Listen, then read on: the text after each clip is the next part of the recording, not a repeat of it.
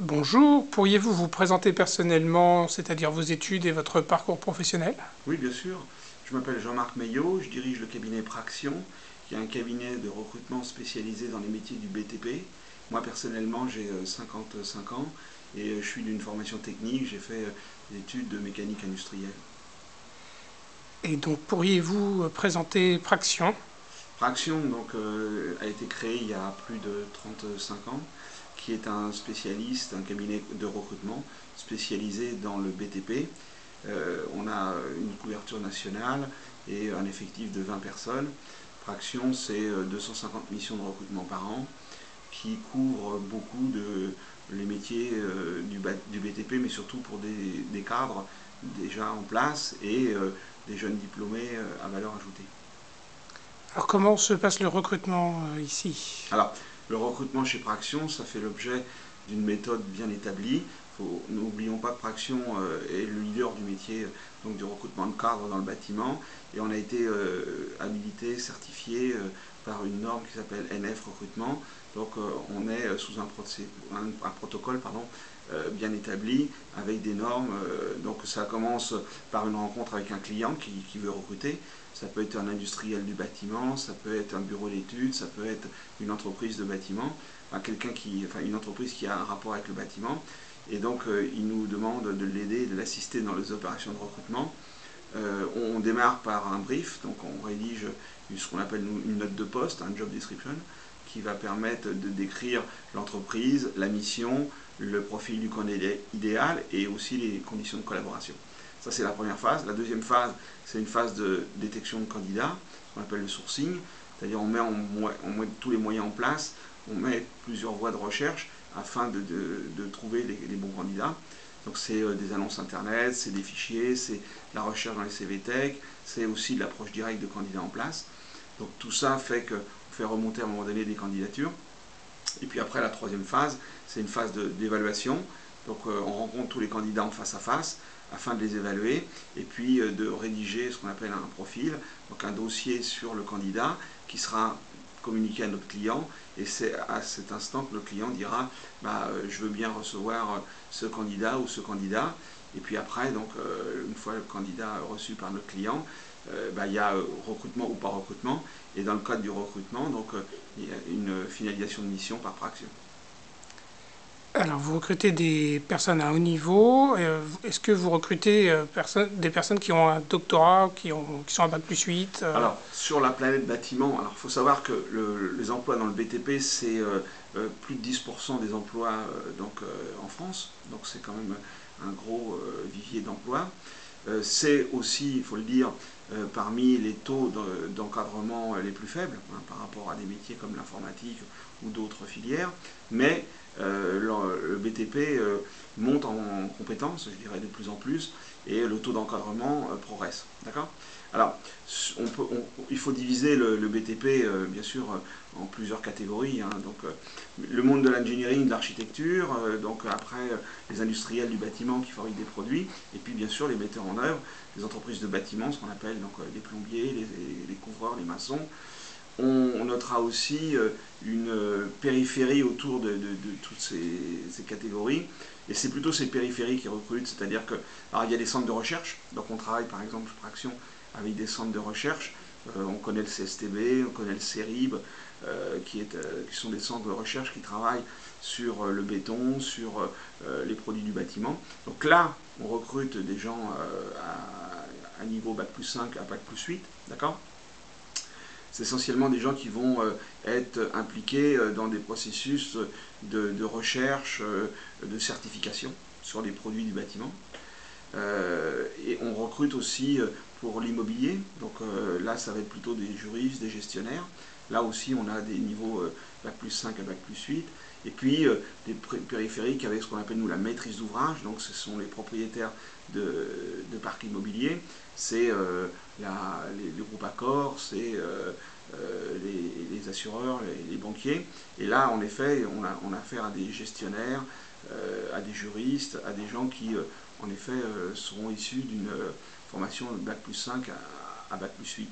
Pour le tout venant, le bâtiment, que ce soit les industriels, que ce soit l'engineering ou que ce soit les entreprises de bâtiment, on aura plutôt jusqu'à Bac+5, c'est-à-dire école de commerce ou école d'ingénieur, Master 2 pour l'université. Ou peut-être les bureaux d'études en urbanisme. Oui, alors voilà, on retrouve aussi des Bac+5 à Bac+8 sur c'est du bâtiment sans lettres, disons que c'est lié à la ville, c'est lié à, comme vous dites, à l'urbanisme, etc. Et là, en effet, il y a des diplômes bien au-dessus, quoi, comme l'architecte, hein, bien sûr. Est-ce que vous avez des conseils à donner pour réussir à se faire recruter Dans le BTP. Oui. Bah, disons que le BTP, c'est pas un secteur qui a des mœurs ou des habitudes si particulières que ça. Disons, on a tendance à dire qu'en effet, le BTP, c'est pratique, quoi. C'est terrain, que ce soit les travaux publics, que ce soit le bâtiment, ce sont des secteurs d'activité qui sont pragmatiques. Donc on demande de l'efficacité, on demande de l'opérationnalité, etc. Mais je ne pense pas que ce soit très différent dans d'autres secteurs. Simplement, c'est plus cash, quoi, comme on dit, c'est-à-dire que c'est plus direct, d'accord. Et donc on demande à des candidats nouvellement recrutés ou des jeunes diplômés d'avoir cette culture un peu opérationnelle et puis efficacité en premier lieu. C'est un secteur qui a bah, les, comment dire, les pieds, Pieds oui, dans voilà, la boue. ouais, voilà, les pieds sur le Sur terrain, le terrain. et donc qui demande aux candidats, aux jeunes diplômés, d'avoir, on n'est pas dans l'audit de finance, on n'est pas dans des métiers très abstraits, c'est du concret, voilà. Ce qui en fait aussi un intérêt pour les jeunes diplômés, hein. Et qu'est-ce qui va, bah alors plutôt les défauts, qu'est-ce qui va faire que vous n'allez pas du tout recruter quelques profils, quels sont les défauts des personnes Bah, ou de.